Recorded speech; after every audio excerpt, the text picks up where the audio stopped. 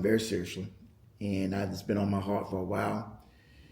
I feel like addressing it sometimes, and then I just don't. But I felt compelled before we go into the new year to at least attempt to address it, or at least try to make as many people cognizant of this as possible. To narrow down the audience, this vlog is directed at individuals 50 and under with a job. 50 and under with a job. If you are over 50 with a job, it could apply to you as well. But my target audience today is under 50. If you're over 50 with a job, this may apply to you, and it also may apply to your children or grandchildren. But again, my target market is 50 and under, where they have the largest propensity to fall into this category that bothers me precipitously. Okay, first of all, I'm really not even talking to people who only have life insurance on their job and think that's a big deal and think that's enough. I'm not even talking to you. I'm gonna talk to you on a different day, because it's going to be a more harsh, harder reality conversation, okay? I am talking to under 50 with a job who has insurance on their job, but who took it a step further and will say, well, I got some insurance outside of work too. And they get excited about that. So that's what I'm talking to. Under 50 with a job, insurance on their job, but took the next step in having life insurance outside of work. First of all, those of you who have life insurance at work and at work only, that's a problem all in itself. But I'm not gonna talk about that today. Just know I'm gonna circle back around to you at some point. And why am I doing this now? Dear friend of mine, I've been knowing him, 30 years. Have tremendous respect for them. Love them to death.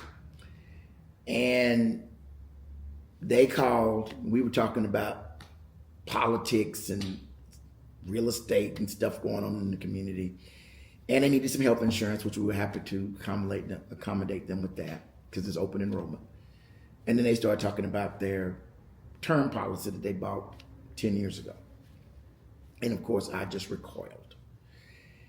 If you have a term life insurance policy and you are under 50 or even under 60, but primarily under 50, and you got insurance on your job, let's talk about that policy you got outside of work. First off, I commend you for having a policy outside of work. At least it lets me know you understand the importance and the value of preparing for the unexpected, because that's what term insurance does. Okay? If you have a term policy, here's your homework assignment. Okay? You should have term insurance when you have the 2 Ds, debt and dependence. So when you're younger, you got a lot of debts and you have dependents. So that's why you have term insurance. You know, when you're over 50, 60, then you need whole life, because it covers you, guess how long? Your whole life. It covers you until the Lord comes to get you. Okay? But I'm talking to that under 50 crowd, life insurance on their job, but knew that wasn't enough and took the extra step of getting a term policy outside of work. You who I'm talking to. If you have a term policy, I commend you for doing that, particularly if you got debt and dependence. But a term policy, if you have it, you need to go dig it out. And you need to look to see if it has 3 things. 1, 2, 3. 3 things. First of all, is it ROP? Is it an ROP policy? Which means, is it a return of premium term?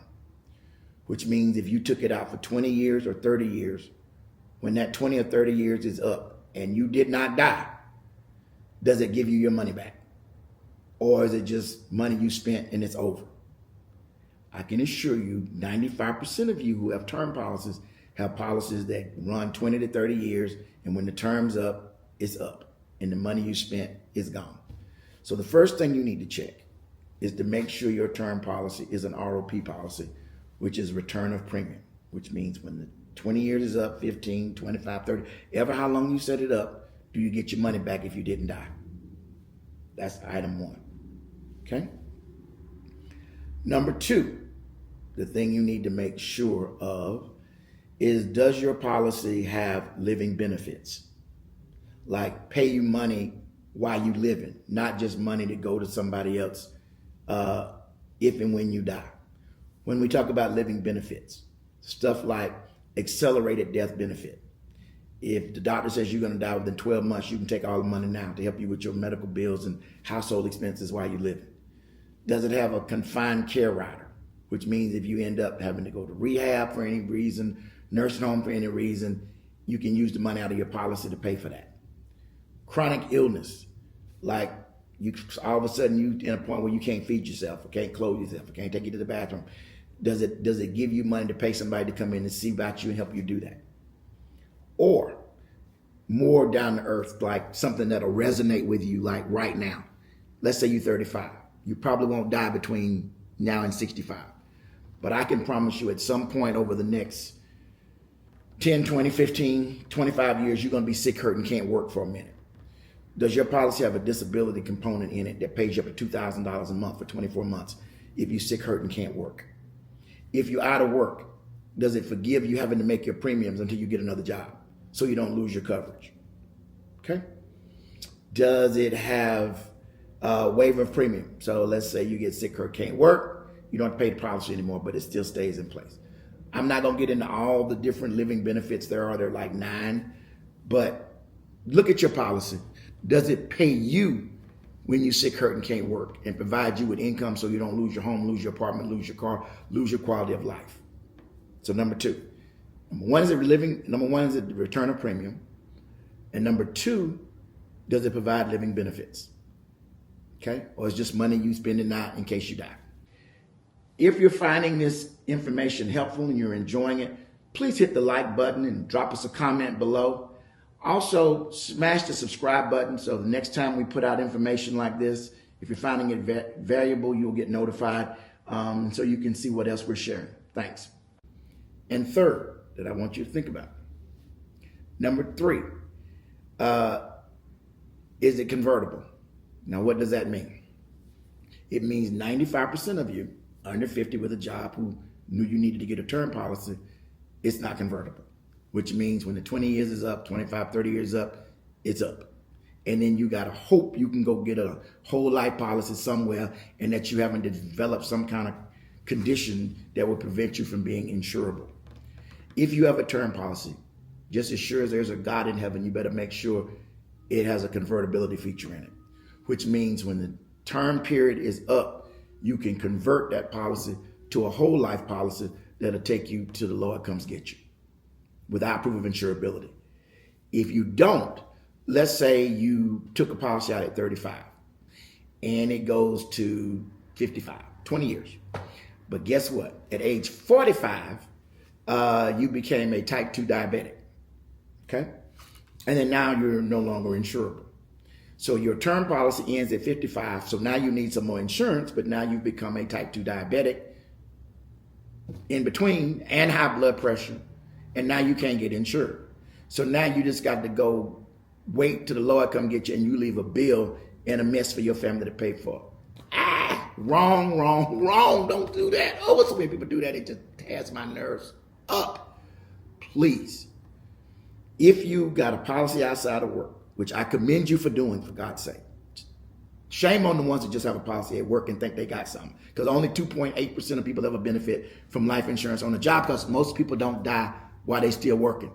They don't get run over by a train, bus, run off a cliff, get killed in an accident. They get sick, leave the employment of the company, and now you no longer have the life insurance.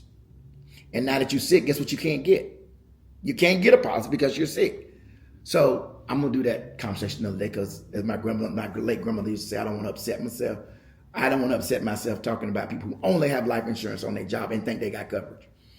So back to those of you who got a policy, a term policy outside of work. Make sure it's return of premium. Make sure it has living benefits that pays you money when you need it the most. And number 3, make sure it has guaranteed convertibility so you can convert that policy to a whole life policy when the term runs out if you're sick, hurt, and can't work. I wanted to keep this little talk to 10 minutes. I'm at 10 minutes and 25 seconds. This is my first attempt at vlogging, but I'm not walking. Like I said, it's cold outside and it's dark, but I wanted to give y'all something to think about. And if you need to change your term policy, or if you need one, period, that has return of premium, that has living benefits, that has guaranteed convertibility no matter, regardless of your health conditions, reach out to me. Give me a call. Let's protect you and your family's future. Thanks, everybody.